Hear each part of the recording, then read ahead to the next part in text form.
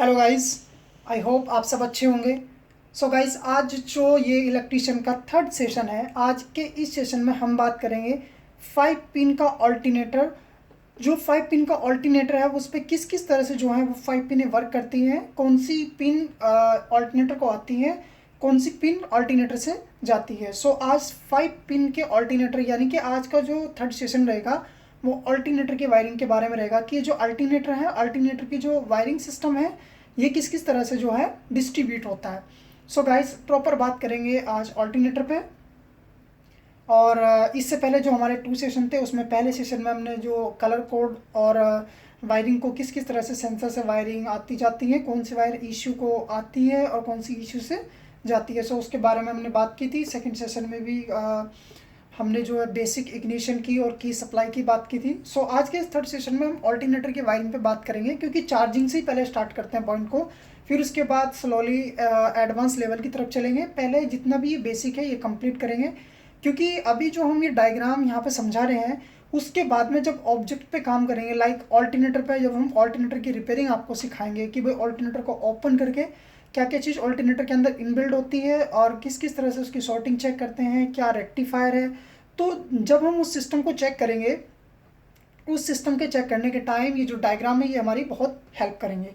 ठीक है गाइस। तो और मैं आपको एक चीज़ बता दूं गाइस, जो हमारे चैनल पर मेंबरशिप ओपन हो गई है, बिग अपॉर्चुनिटी है। अगर आप काम सीखना चाहते हैं ईसीएम रिलेटेड या कार के किसी भी कंपोनेंट या किसी भी चीज़ पर आप काम सीखना चाहते हैं तो वहाँ पर ज्वाइन कर सकते हैं। और जो भी आपके रिक्वायर्ड है, जिस चीज़ में भी आप लूज़ हों या आप काम सीखना चाह रहे हो, इलेक्ट्रीशियन या कुछ भी, क्योंकि बहुत सारे टाइम लग जाता है ये सब चीज़ डायग्राम वगैरह सीखने में, फिर भी जो लोग बाग कंफर्म नहीं कर पाते हैं, क्योंकि जो लोग सिखाते हैं वो अच्छे तरीके से कोई अपने दिल से नहीं सिखाता बंदे को, तो काफ़ी टाइम लग जाता है सीखने में। तो अगर आप चाहते हैं कि आप शॉर्ट टाइम में कुछ अच्छा सीख सकें तो आप ज्वाइन कर सकते हैं वहाँ पर। और होपफुली जो भी हम आपको सिखाएंगे वो आपको फ्यूचर में आपकी जो अर्निंग है उसमें आपको बहुत ज़्यादा फ़ायदा करेगा और बहुत जल्दी क्विकली आपको जो है प्रोसीजर का पता लग जाएगा कि कार में वायरिंग प्रोसीजर या ईसीएम की कोई प्रॉब्लम या फिर इंजन रिलेटेड या सस्पेंशन जो भी कोई प्रॉब्लम होगी कार के रिलेटेड, कोई भी चीज़ या फॉल्ट कोड के अकॉर्डिंग कोई भी चीज़ अगर होगा तो वो आप जो है हमारे जॉइन सेशन के थ्रू सीख सकते हैं, क्योंकि उसमें फ़ायदे बहुत सारे हैं। जब 4 बंदे आपस में कंसल्ट करते हैं, भाई कोई बंदा नया डिफ़ॉल्ट बता रहा है, कोई बंदा नया फॉल्ट बता रहा है, तो वो चीज़ भी हम जो आपस में सीखते हैं कि भाई उस बंदे ने ये बात बताई थी कि उसके साथ उस कार में ये प्रॉब्लम है, तो हो सकता है वो प्रॉब्लम कल को आपके साथ आ जाए, तो उसमें बहुत ही इम्प्रूव होता है सीखने के लिए। सो ओके गाइस, चलते हैं डायग्राम की तरफ। डायग्राम को देखते हैं कि किस किस तरह से जो है 5 वायर निकलती हैं। और अभी तक अगर आपने चैनल को सब्सक्राइब नहीं किया तो चैनल को सब्सक्राइब कर लीजिए और बेल आइकन को भी प्रेस कीजिए। और जो भी आपके फ्रेंड हो या जो भी कार से रिलेटेड हो या किसी के पास कार हो तो उसके पास जो है ये वीडियो शेयर कीजिए, ताकि वो भी जो है इनसे कुछ सीख सके और कुछ लाभ उठाए इन वीडियो से। सो गाइस, ठीक है, चलते हैं हम डायग्राम की तरफ, देखते हैं डायग्राम। गाइज, ये हमारा जो है अल्टरनेटर का डायग्राम है और ये इधर में स्टार्टर मोटर है। ठीक है, तो स्टार्टर मोटर को हम नेक्स्ट वीडियो में आई थिंक एक्सप्लेन करेंगे, क्योंकि स्टार्टर मोटर के लिए इसमें हमें इमोबिलाइजर की भी ज़रूरत पड़ेगी कि भाई किस किस तरह से जो है स्टार्टर मोटर क्रैंकिंग करता है। ठीक है, इमोबिलाइजर के थ्रू। ठीक है, तो आज हम सबसे पहले यही देखते हैं कि भाई जो ऑल्टरनेटर है, ऑल्टरनेटर पे जो ये 4 पिन ये है और 1 पिन ये है। एक्चुअली ये पिन जो है ग्राउंड की पिन है और ग्राउंड की पिन इन्होंने इसकी बॉडी से ही कनेक्ट कर रखी है, यानी कि इंजन से ही जो है, इंजन के अर्थ से ही ये बॉडी कनेक्टेड है। और ये जो अर्थ होता है ये जाता है इसके जो कार्बन बुश होते हैं उस पर जाता है, जो कि आर्मेचर को ये प्रोड्यूस करता, सॉरी, आर्मेचर को ये ग्राउंड देता है। ठीक है, सो ऑल्टरनेटर के अंदर क्या क्या चीज़ें होती हैं, या रेक्टिफायर कैसे बनता है, कितने कैसे डायोड मिला के बनता है, क्या चीज़ें हैं, क्या क्या इसके अंदर जो सिस्टम है, वो जब हम ऑल्टरनेटर को ओपन करेंगे तो उस समय ये वायरिंग डायग्राम भी बहुत काम आएगा, क्योंकि ये सब चीज़ जो है हमें सीखनी है वहाँ पे दोबारा से। ठीक है, कि भाई क्या क्या वायरिंग, किस किस पे वायरिंग आई थी और किस किस वायरिंग का क्या क्या काम है, तो डायग्राम को बिल्कुल अच्छे से समझेंगे। तो पहली वायर को अगर हम देखें, ग्राउंड की वायर है और ग्राउंड की वायर ऑल्टरनेटर के अर्थ से टचिंग है। अब ये अर्थ हमें कहाँ पर चेक करेंगे, तो अगर अल्टरनेटर जैसे हम बाहर बोर्ड में टेबल पे चेक करेंगे तो आपको अगर ग्राउंड की वायर यहाँ पर कोई भी वायरिंग नहीं मिलती तो आपको एक तो उसकी बॉडी से टच करना है और एक आर्मेचर जो हमारे जो कार्बन बुश होते हैं, कार्बन बुश के पॉइंट पे चेक करना कि कौन से पॉइंट पे ग्राउंड से बॉडी बोल रहा है। ठीक है, यानी कि बीप साउंड आ रहा है बॉडी से और कार्बन बुश के साइड, ठीक है।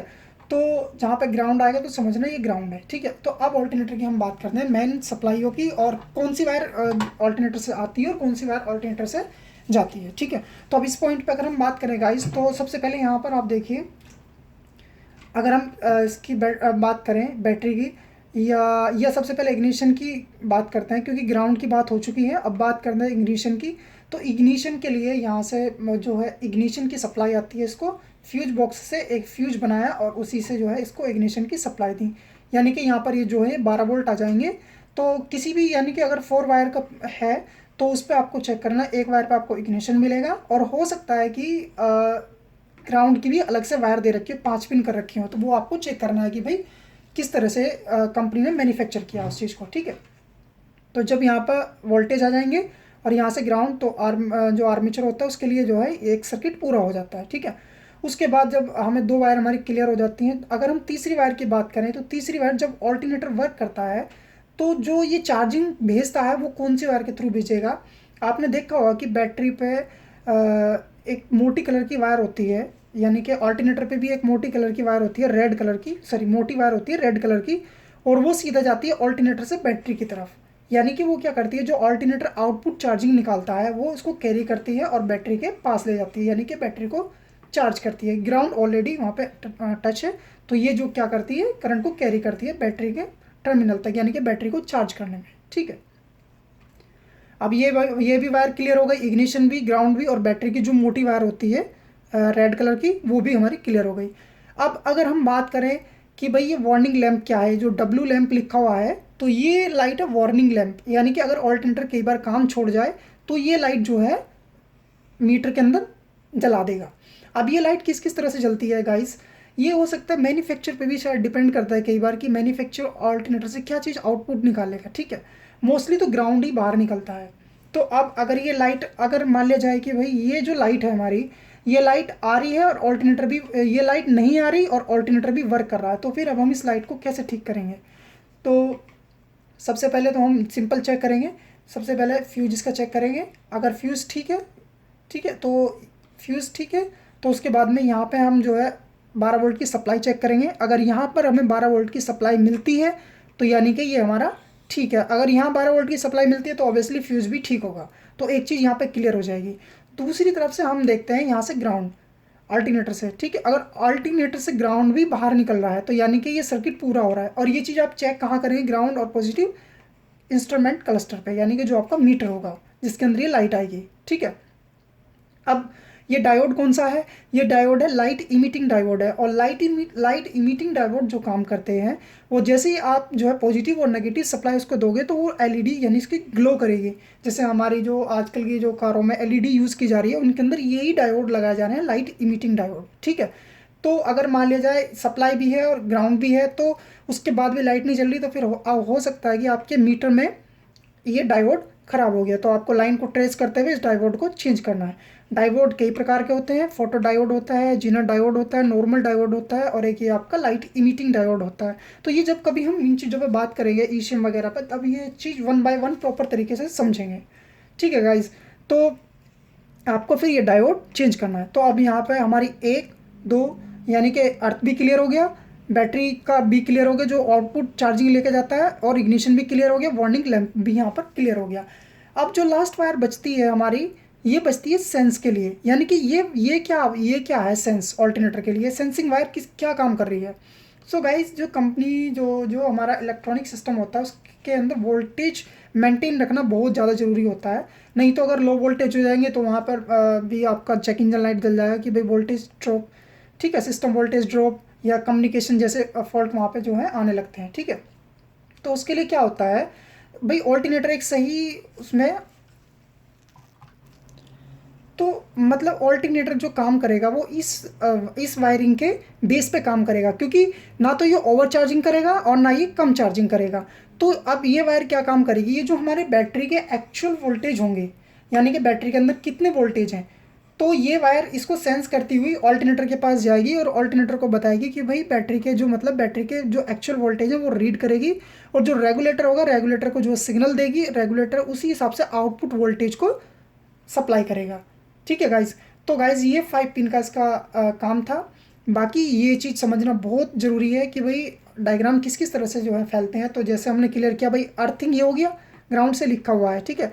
बैटरी वापस कैरी कर रहा है करंट को। सेंस, बैटरी के एक्चुअल वोल्टेज को सेंस कर रहा है। इग्निशन, यानी कि जो इग्निशन करंट आता है सभी पे, हमने लास्ट वीडियो में इग्निशन पे बात की थी, और वार्निंग लैंप पे मैंने बता दिया। अब ये क्यों पता चलता है कि ग्राउंड है?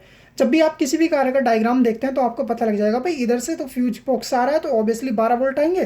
तो जब इसको डायोड को ऑपरेट होने के लिए क्या, नेगेटिव पॉजिटिव, तो यहाँ से ऑब्वियसली नेगेटिव निकलेगा। तो कुछ कंपनी ऐसा भी करती हैं कि ये वायर नहीं देती, जो मीटर के लिए 12 वोल्ट की सप्लाई जाती है इग्निशन की, उसी को अंदर सर्किट में ट्रेस करते हुए इस डायोड तक पहुंचा देती हैं।